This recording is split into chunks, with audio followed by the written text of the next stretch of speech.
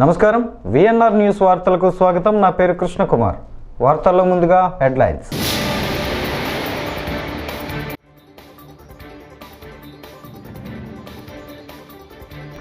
విజయవాడలోని వరద ప్రభావిత ప్రాంతాల్లో సహాయక చర్యలు ముమ్మరంగా సాగుతున్నాయి. సీఎం చంద్రబాబు.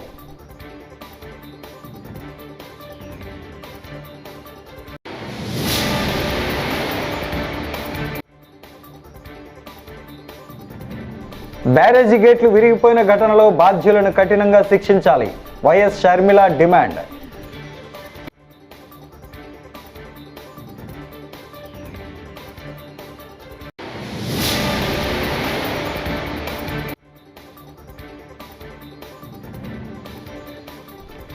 ఏపీకి ఎవ్వరూ ఇవ్వనంత సాయం ప్రకటించిన డిప్యూటీ సీఎం పవన్ కళ్యాణ్.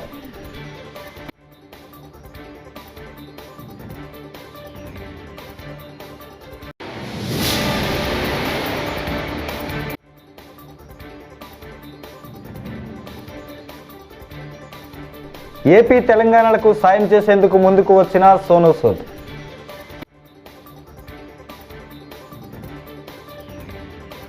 ఇక డీటెయిల్స్ చూస్తే, విజయవాడలోని వరద ప్రభావిత ప్రాంతాల్లో సహాయక చర్యలు ముమ్మరంగా సాగుతున్నాయని సీఎం చంద్రబాబు తెలిపారు. బుధవారం ఆయన మీడియాతో మాట్లాడుతూ ఎక్కడ ఎలాంటి అవసరం వచ్చినా తాము అండగా ఉంటామని భరోసా ఇచ్చారు. బురద తొలగింపు పనులు ప్రారంభమయ్యాయని చెప్పారు. 62 మెడికల్ క్యాంపులు ఏర్పాటు చేసినట్లు తెలిపారు. 2100 మంది పారిశుద్ధ్య సిబ్బందిని ఏర్పాటు చేసినట్లు తెలిపారు. 100కు పైగా ఫైర్ ఇంజన్లు వచ్చి సహాయక చర్యల్లో పాల్గొన్నాయని, ప్రొక్లయన్లు, ట్రిప్పర్ల ద్వారా వేస్టేజ్ను తరలిస్తున్నామని తెలిపారు. చేస్తే తప్పించుకోవాలనుకుంటే మాత్రం వదిలిపెట్టే సమస్య లేదు. తప్పు చేసిన వాడు తప్పు చేసినట్టు ఒప్పుకోకపోయినా సైలెంట్గా ఉంటే గమ్మునుంటాం తప్ప మళ్ళీ ఎదురుదాడి చేయడం, ఇది కొత్త విద్య నేర్చుకున్నారు. ఈ రాష్ట్రంలో ఎప్పుడు లేదు. రాజకీయ పార్టీలు చాలా భయపడతాయి, ప్రజాభిప్రాయానికి తల ఒగ్గతాయి.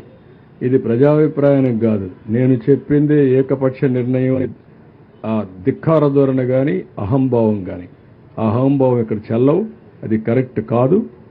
నీ ఒక్క వ్యక్తి వల్ల, ఒక వ్యక్తి అసమర్థత వల్ల ఇన్ని లక్షల మంది బాధపడితే, ఇంకొక పక్క నేచర్ కూడా కలిసి రాకపోతే విక్కరించే విధంగా మాట్లాడడం దుర్మార్గమైన కార్యక్రమం.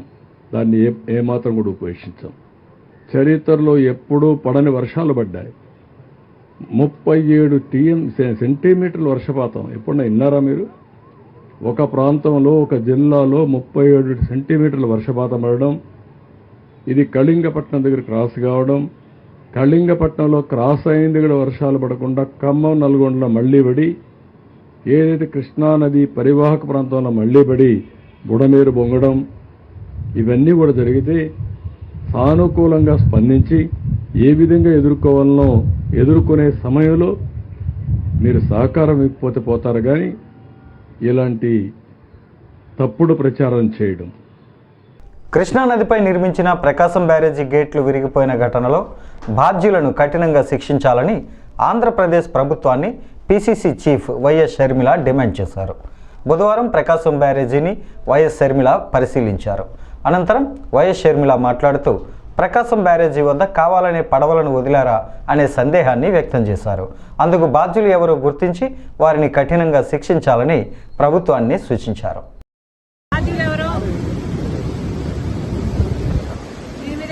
జరగాల్సిన అవసరం ఉంది. అసలు ఇలాంటివి మళ్ళీ జరగకుండా ఎందుకు కట్టడి చేయలేమో ప్రభుత్వాలు ఆలోచన చేయాలి. బికాజ్ ఇంతకు ముందు కూడా ఇలాంటిదే జరిగింది అని వింటున్నాం. ఈసారి అయితే వచ్చిన ఫోర్స్కి బీమ్స్ కూడా దెబ్బతిన్నాయి. ఇది సామాన్యమైన దెబ్బ కాదు. ఇంత హిస్టారికల్ బ్యారేజ్, ప్రకాశం బ్యారేజ్కి ఇంత పెద్ద దెబ్బ తగిలింది అంటే దీన్ని చాలా సీరియస్గా తీసుకోవాల్సిన అవసరం ఉంది. కఠినంగా శిక్షించకపోతే, పెనాల్టీ పెద్దగా లేకపోతే మళ్ళీ జరిగే అవకాశం ఉంది. కాబట్టి ఇది చాలా సీరియస్గా తీసుకోవాల్సిన అవసరం ఉంది. అంతేకాకుండా యాజ్ సూన్ యాజ్ పాసిబుల్ మరమ్మతులు కూడా చేయాల్సిన అవసరం ఉంది. గత ప్రభుత్వం, జగన్మోహన్ రెడ్డి గారి ప్రభుత్వం కనీసం ఎన్నో ప్రాజెక్టులకు కనీసం యాన్యువల్ మెయింటెనెన్స్ కూడా చేయలేదు. రాజశేఖర రెడ్డి గారు కట్టిన ప్రాజెక్టులకు కూడా కనీసం యాన్యువల్ మెయింటెనెన్స్ కూడా చేయకపోతే చాలా చోట్ల చూసాం మనం. గేట్లు కూడా ఊడి నదులలో తేలడం చూసాం. అలాంటి పరిస్థితులు రాకుండా ఈ ఒక్క బ్యారేజ్కే కాదు, మిగతా ప్రాజెక్టులు అన్నీ కూడా రాష్ట్రంలో ఎక్కడెక్కడ ఏమేమి అవసరాలు ఉన్నాయో ముఖ్యమంత్రి దృష్టి పెట్టాల్సిన అవసరం ఉంది. వాటన్నిటినీ కూడా నివారించిన అవసరం ఉంది. మరొకసారి ఇంత వరద, ఇంత ఘోర విపత్తు బాధితులను ఆదుకోవడం అంటే మాటలు చెప్పడం కాదని ఏపీ ఉప ముఖ్యమంత్రి పవన్ కళ్యాణ్ నిరూపించారు. ఏకంగా 4 కోట్ల వరద సాయాన్ని ఆయన ప్రకటించారు. వరద ప్రభావిత గ్రామాలకు ఆయన ఈ విరాళాన్ని అందజేశారు. మొత్తం 400 గ్రామ పంచాయతీలు వరద ముంపు బారిన పడ్డాయని, ఒక్కో పంచాయతీకి 1 లక్ష రూపాయల చొప్పున నేరుగా పంచాయతీ ఖాతాలకు విరాళం పంపిస్తానని ప్రకటించారు. ప్రతిపాదించారు, దాన్ని ముందుకు తీసుకెళ్తా ఉన్నాం.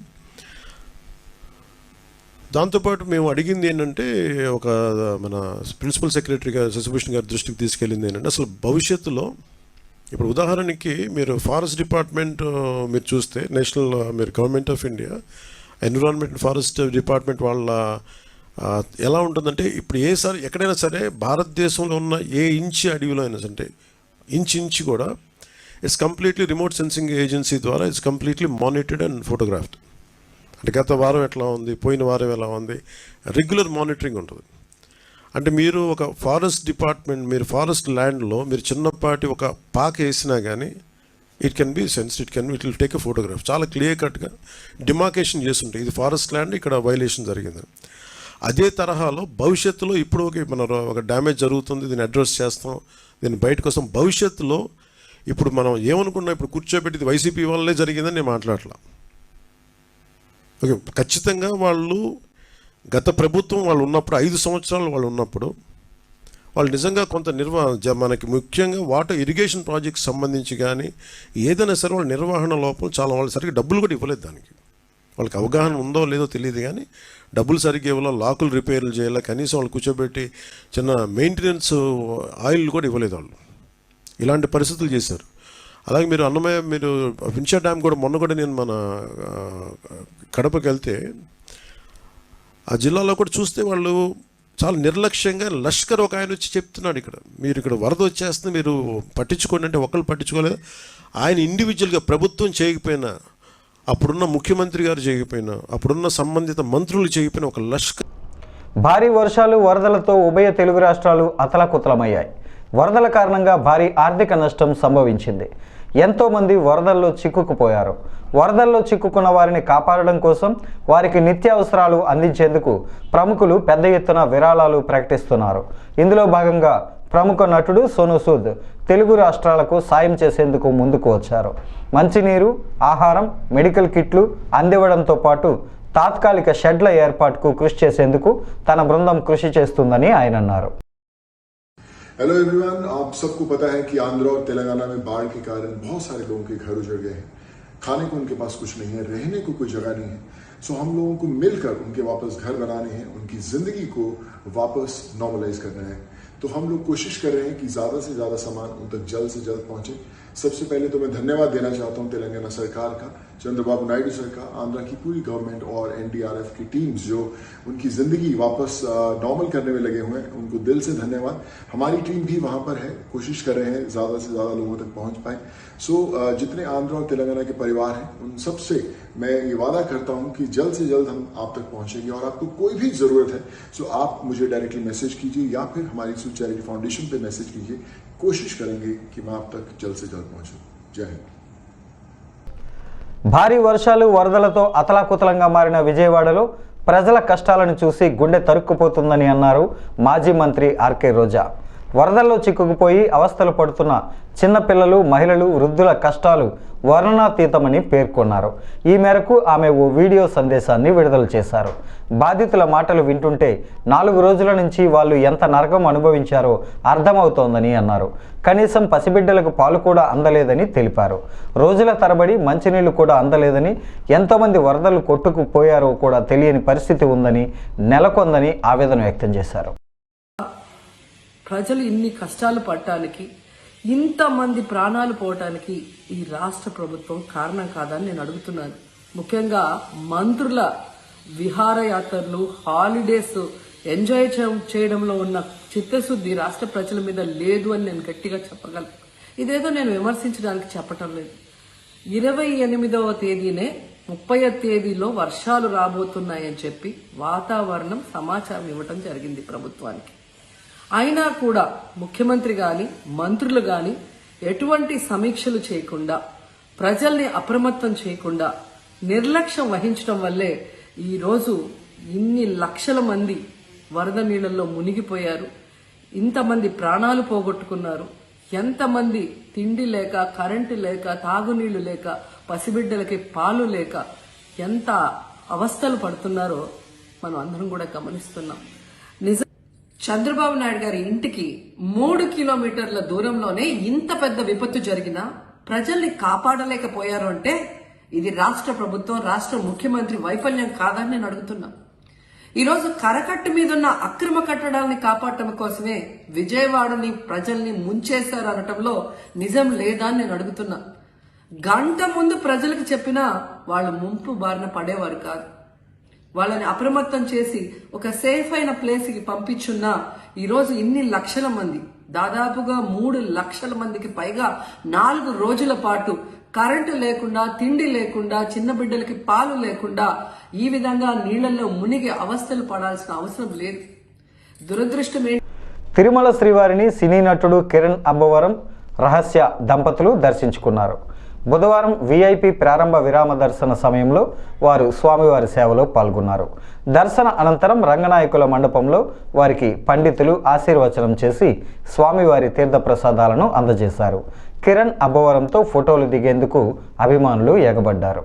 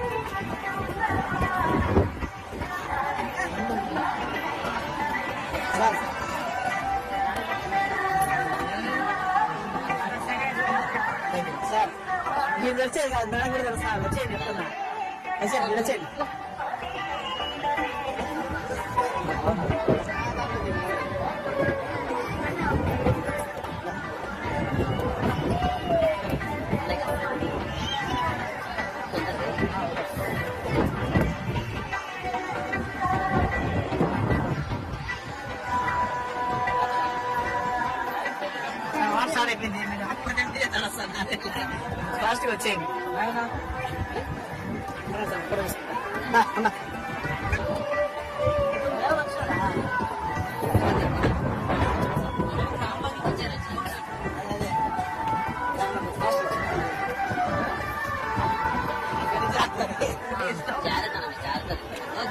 మాకు అలవాటు.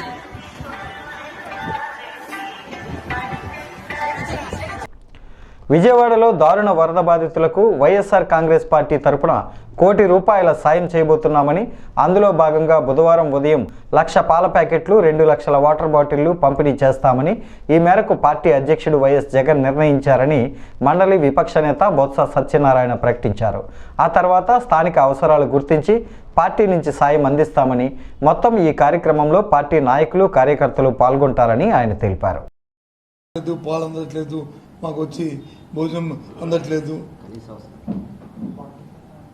ఏ రకంగా ఈ జీవనాన్ని గడపాలనే ఎంతో ఆతృత భయాందోళనలో ఉంటున్న పరిస్థితులు. 2-3 రోజులు ఇవాళ మధ్యాహ్నం వరకు కూడా కనీస అవసరాలకి లేని పరిస్థితులు. ఈ నేపథ్యంలో మేము కూడా నిన్నటి రోజున మా పార్టీ తరఫున మా నాయకుడు కూడా ఆయన కూడా పర్యటించారు, ప్రత్యక్షంగా వెళ్ళి చూశారు. ఆ తర్వాత విన్నాం, ఆ బాధలు విన్నాం.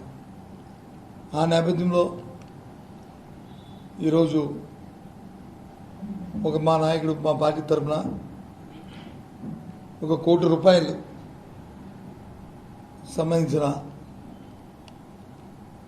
పార్టీ విరాళంగా పార్టీ ఆర్థిక సహాయాన్ని క్షతగాతులకు చేయాలని, అందులో రేపు ఉదయాన్నే 1,00,000 పాల ప్యాకెట్లని, 2 లక్షల వాటర్ బాటిల్స్ని ముందుగా రేపు ఉదయం పార్టీ తరఫున ఎవరైతే ఇబ్బందులు పడుతున్నాయో ప్రధానికి అందించాలని,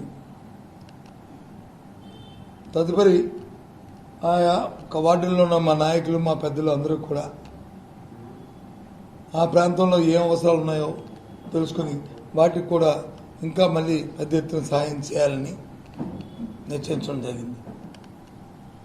రేపు ఉదయం 6 గంటల నుంచే ఈ సహాయ కార్యక్రమాలని వీరికి అందించే ఏర్పాటుని రేపు చేస్తాం. ఇకపోతే గత 2 రోజుల నుంచి ముఖ్యమంత్రి గారు ఎన్టీఆర్ జిల్లా కొండపల్లిలో మంత్రులు నారా లోకేష్, నిమ్మల రామనాయుడు పర్యటించారు. వరద ముంపు ప్రాంతాన్ని పరిశీలించి సహాయక చర్యలకు సంబంధించి అధికారులకు ఆదేశాలు జారీ చేశారు. వరద బాధితులతో మంత్రి నారా లోకేష్ మాట్లాడి సమస్యలను అడిగి తెలుసుకున్నారు. అధికారులు అప్రమత్తంగా వ్యవహరించాలని అన్నారు. మంత్రులతో పాటు ఎమ్మెల్యే వసంత కృష్ణప్రసాద్, మాజీ మంత్రి దేవినేని ఉమా, జనసేన అధికార ప్రతినిధి అక్కల గాంధీ ఈ పర్యటనలో పాల్గొన్నారు.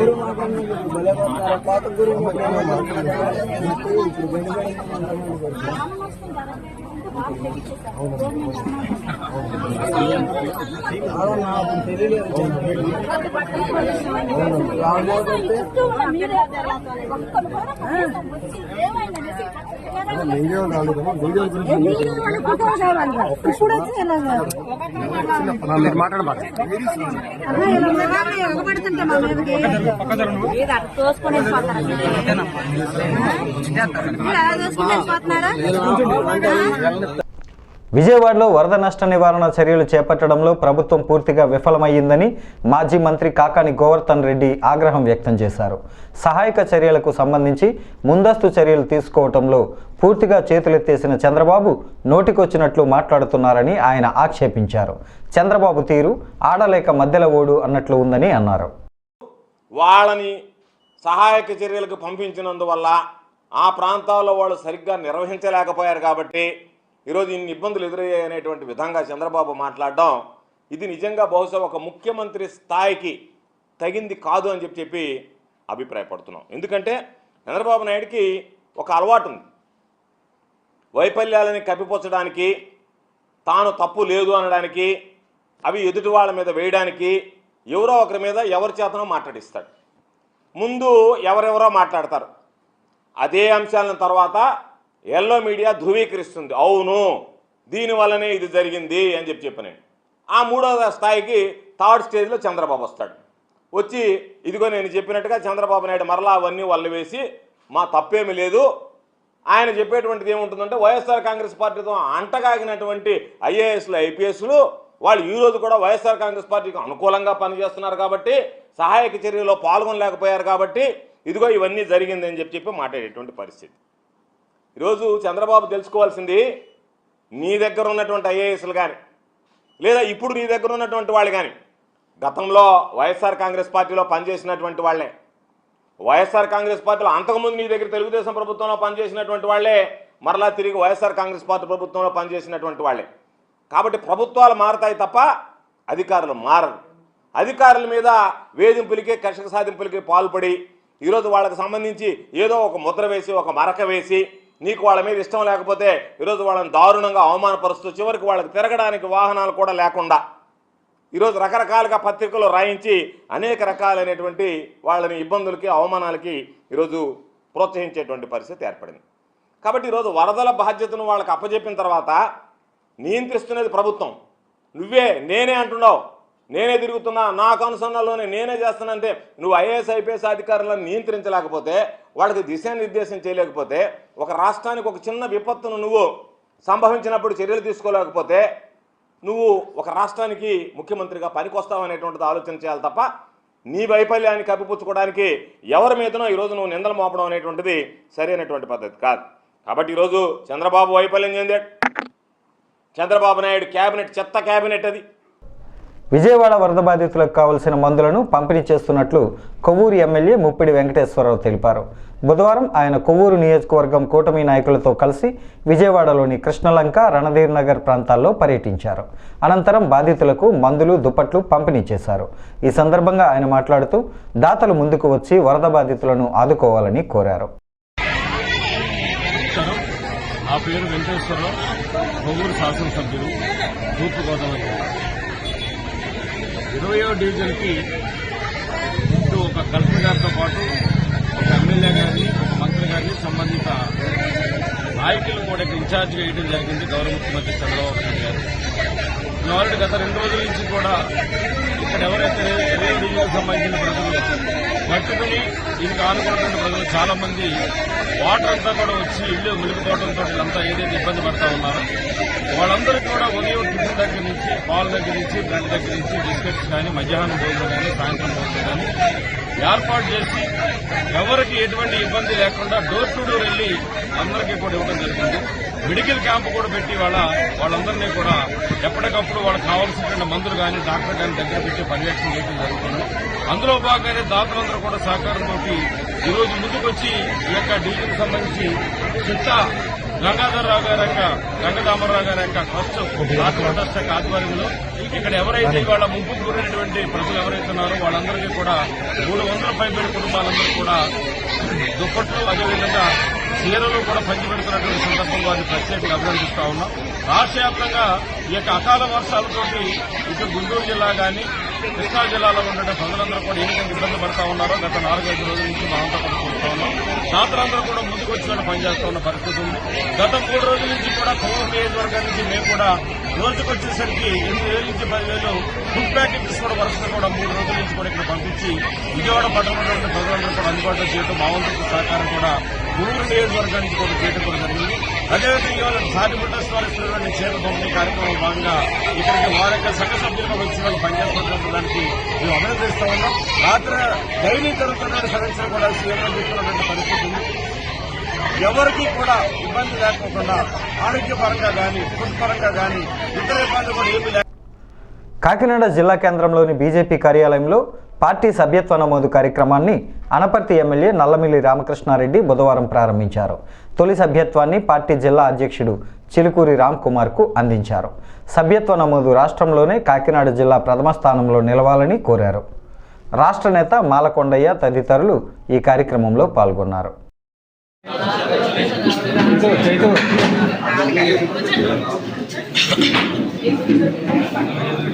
కొంచెం కెమెరా మీ డౌన్ చేయాలి. ఓకే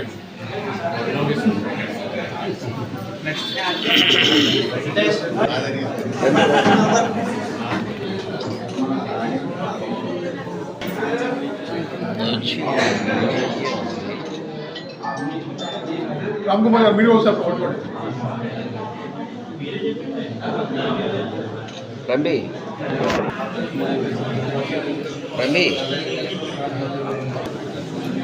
అన్నా అంబలనా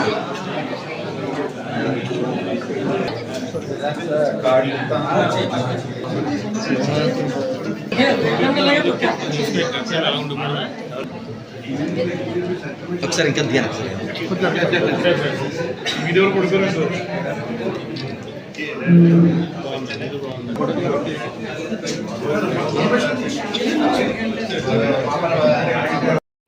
భారీ వర్షాలకు కృష్ణా జిల్లా గన్నవరం నియోజకవర్గం ముస్తాబాద్లోని స్టాక్ యార్డులు జలమయమయ్యాయి. బుడమేరు వరద ఉధృతి ప్రభావానికి పెద్ద సంఖ్యలో మోటారు వాహనాల షోరూంలు జలదిగ్బంధంలో చిక్కుకున్నాయి. టాటా మోటార్సు స్టాక్ యార్డులోని కార్లు, ఆటోలు, లారీలు నీట మునిగిపోయాయి. వరద కొంచెం తగ్గుముఖం పట్టడంతో వాహనాలు బయటకు కనిపిస్తూ ఉన్నాయి. వాహనాలకు భారీ నష్టం వాటిల్లినట్లు సంబంధిత యాజమాన్యాలు చెబుతున్నాయి.